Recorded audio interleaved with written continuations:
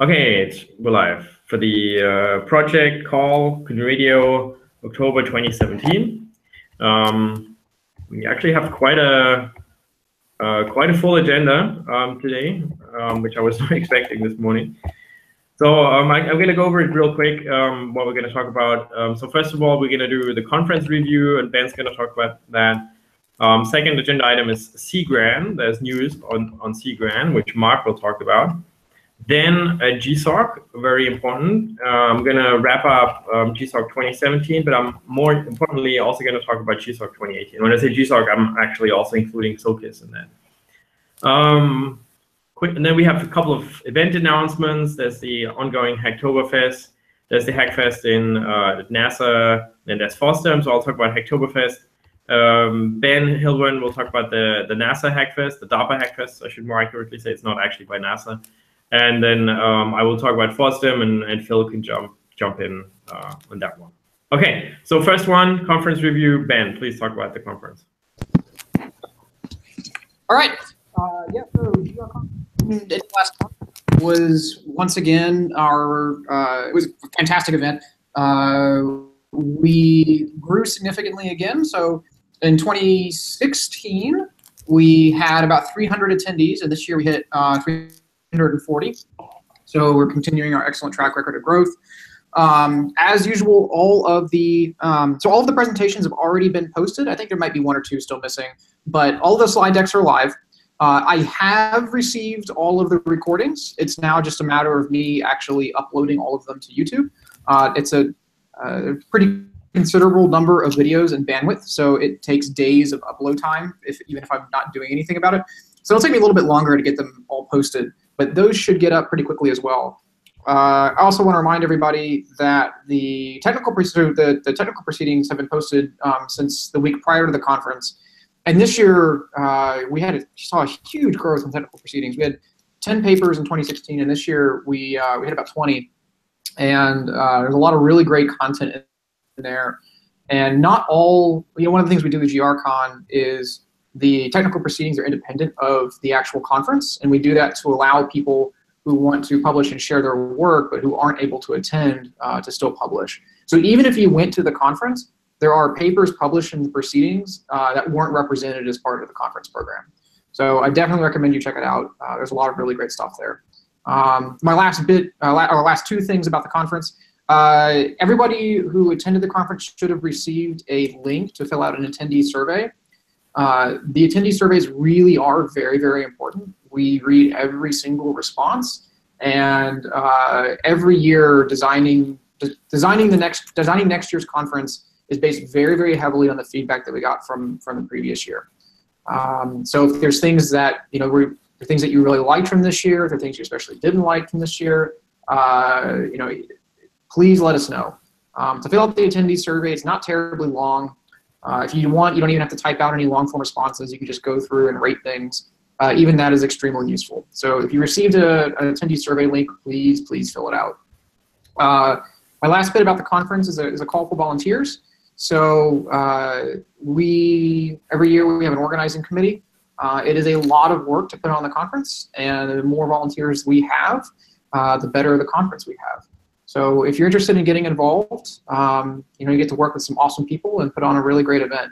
It's a great opportunity, and if you'd like to participate, please let me or any of the other organizers from last year know, and we'll pull you into next year's discussions, which need to start up pretty quickly. I think that's all I have, so I'll throw it back to you, Martin. Your audio cut out a little bit at the beginning. I didn't catch the number of attendees, which was. Oh, yeah, so sorry. In 2016, we had about 300 attendees, and this year we had about 340. Oh. Cool. Yeah, I think I can. I think I'm speaking for everyone here when I say thanks, Ben, for being the lead on this conference. It was a fantastic conference. Pretty much everything about it was great. So I want to thank the organizing committee, which I was, by the way, not a part of. Just like I was a consumer this year, but I know that Ben put in a lot of his, like time and blood, and I would like to thank all of you guys. It was a fantastic conference. Okay, Mark, tell us about Seagrant, what's going on there. And assume that people aren't familiar at all with A, what it is, and B, what like the renewed efforts are. So you can start from scratch here. Okay, well, Seagrant is pretty much just a directory of out-of-tree modules for GNU Radio. Ideally, they're well-maintained ones that will work with the latest version of GNU Radio. And it's existed for a little while, but the current version was kind of broken in different ways. And at GRCon, there was people were clearly interested in a working version that was up to date and maybe had some extra features. New version, it's pretty similar to the old one, but it fixes a lot of the broken aspects of it, and it has some new features. It's also kind of written entirely differently. It's in Django now, which will kind of facilitate adding features really easily. And then I had a buddy make a new logo for it, not that it really matters. And right now I'm hosting the latest version just at home on a VM, and I put the link in the IRC. But I think pretty soon here I'll try to get the latest version on like gnuradio.org/Seagrant or somewhere like that. And the old version still exists at seagrant.org. So you can check out the latest one just by checking that link in IRC. And right now there's kind of an issue where it's showing some things that aren't actually out-of-tree modules, like Bokeh and Lime Suite. So I have to figure out how to exclude those. But it essentially just parses GR recipes and GR etc. on PyBombs to get all of its information. So yeah, you can check it out. Is there any other questions that I could answer about it? Any specific help? Well, maybe like deciding on how exactly it should function. Like right now I've ordered it by the most recent commits to kind of emphasize like well-maintained out-of-tree modules. So Mark, how should people give you feedback if they give it a shot and they want to talk to you about it? Oh yeah, I should just put my email somewhere, I guess, because email is probably the best way, or on Slack as well. So my Slack and GitHub name is 777ARC. Is there somewhere specific I should put my email? You can just tell me. I'm putting it in the. I'll put it in the notes. Oh yeah, so it's marcll@vt.edu. So markll@vt.edu, right? Yep. Okay, cool. Well, Mark, thanks a lot. Seagrant is a centerpiece of our community, I feel like. So I'm really happy that someone's taking that on. And you know, Ben and I and other people keep asking for help on the non-DSP components and documentation and website, and this is clearly one of those fields where we need a lot of help. So yeah. Yeah, I'm glad to help. Very much appreciated. And I, you know, people like to work on equalizers and stuff, but this is what actually gets, you know, what helps other people a lot. So thanks a lot.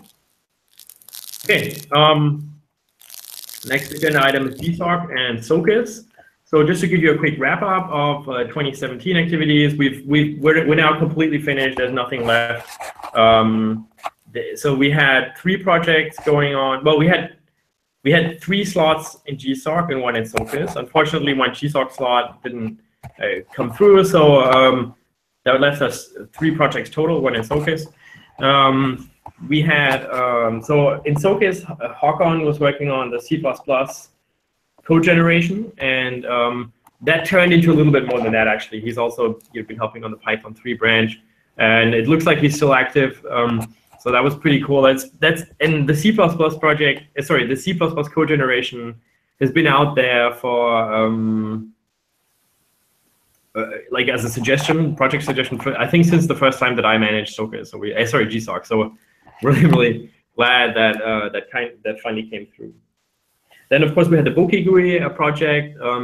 I think so the Bokeh GUI project needs patches into GNU Radio, which were submitted. I don't know if they were merged. And then it also has an out-of-tree module via Bokeh GUI, which is up for testing. So I personally haven't tried it, but adding Bokeh as a sort of a GUI front end was a really nice spin on what we currently have, especially. So I mean, we've deprecated WX, but it effectively was the same conceptually like the same thing as the Qt GUI widgets, but the Bokeh GUI is a new thing entirely, because it uses sort of the browser front end. Yeah. So the changes needed for Bokeh GUI are merged into the master branch and will be part of the 3.7.12 release. Very cool. Very cool. And now, of course, I'm blanking on the third project. Come on, please help me. What was the other one? Oh, of course, it was the DAB transmitter. So, and that one, so Luca Schmidt was actually at GRCon and had a poster. So the DAB transmitter, including a nice fancy GUI, really, really nice project. And I mean, I liked all of these projects, but I appreciate people building applications that use GNU Radio, but then still look nice. But our finished sort of applications that you can just turn on and listen to the radio in this case too. So fantastic project all around. And we had a mentor summit in Mountain View that was just last weekend. So I haven't actually heard from Sebastian, who went there to represent us. The mentor summit is an event where mentors get we actually get money from Google to support their travel there. So the Google invites mentors from all over the planet to come and talk about GSOC and also open source in general. It's a nice event and sort of a nice bonus for those people who spend all the time volunteering. And I would also like to thank all the mentors, and not only the active mentors, but also the people who volunteered to mentor but then didn't mentor, because they helped a lot in deciding which projects get picked and just reviewing applications and all of that. So a lot of people help, but a lot of good things come out of it. So that wraps up GSOC 2017.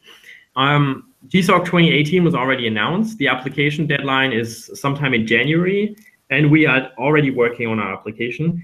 There is a bit of an update though. So the last 5 years, I was the org admin for GNU Radio and GSOC, and I asked around if someone might want to take that job over for me. So and one disclaimer I made there was like, I'm not like losing interest in the project or anything. I just really wanted to make sure that we have someone else who who knows how to be an org admin for GNU Radio, but also I'm getting a little bit bored of it, having done it for a couple of years.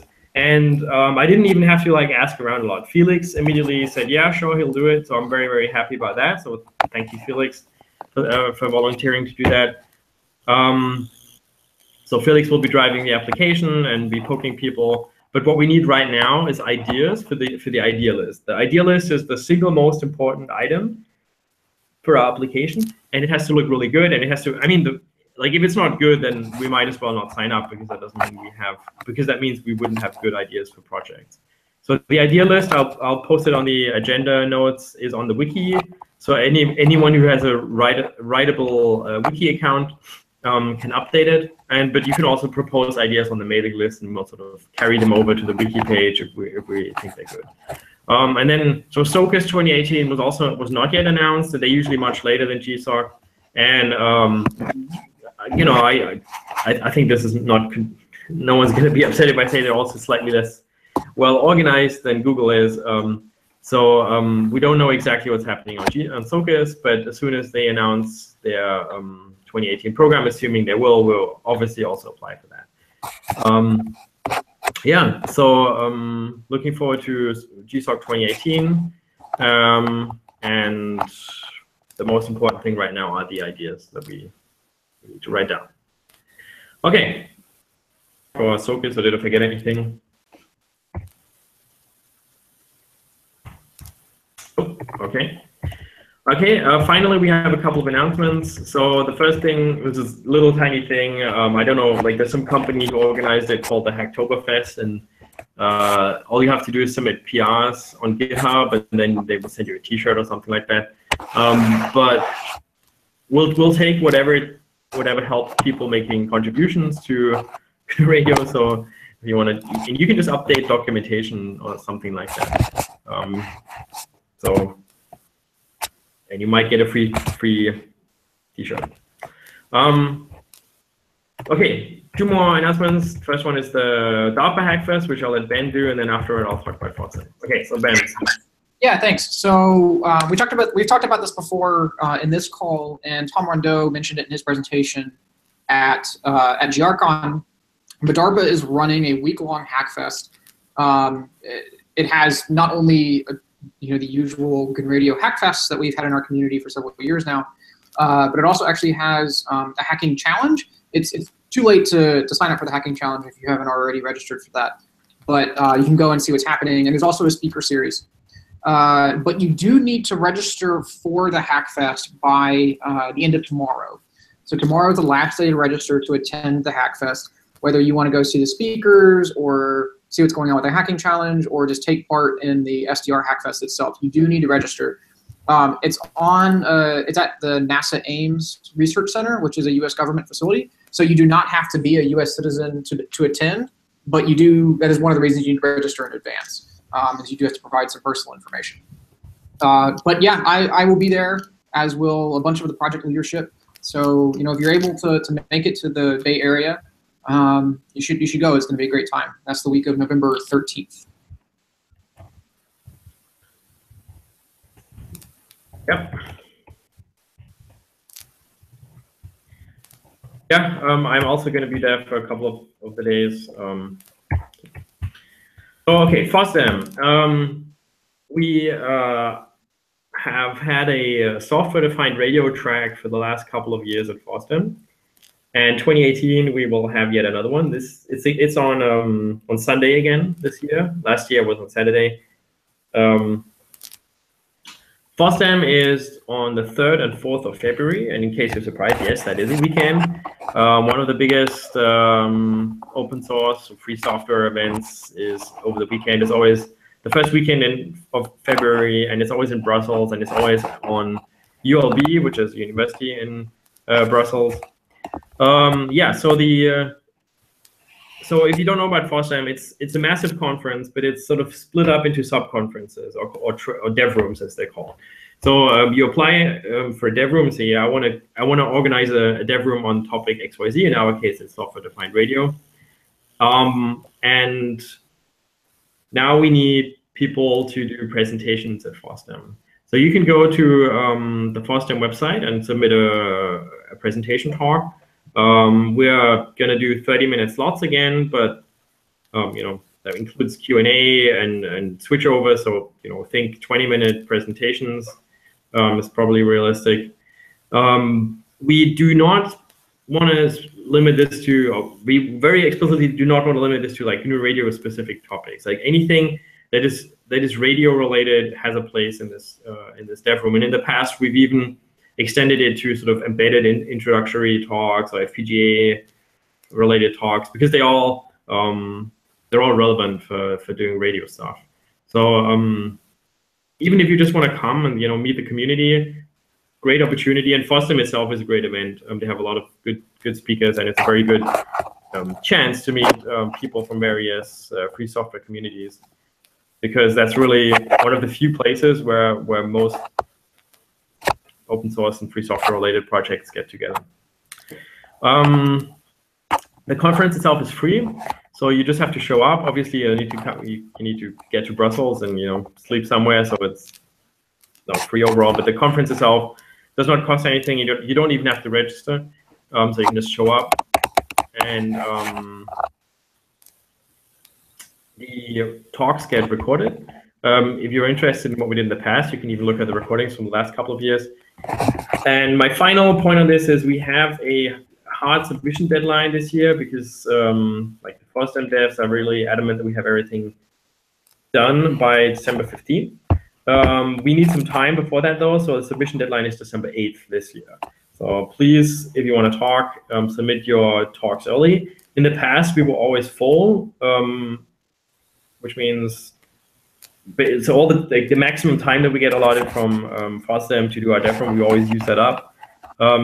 I do really want to encourage people to submit talks. Like, don't get discouraged by the fact that we've been full in the past. It's not like we had to turn down lots of people or anything. But what I'm saying is, I'd really appreciate if lots of people submit their talks, but please do it early to make our lives a lot easier and to make sure that you actually get a slot. Phil, do you have any comments on FOSDEM?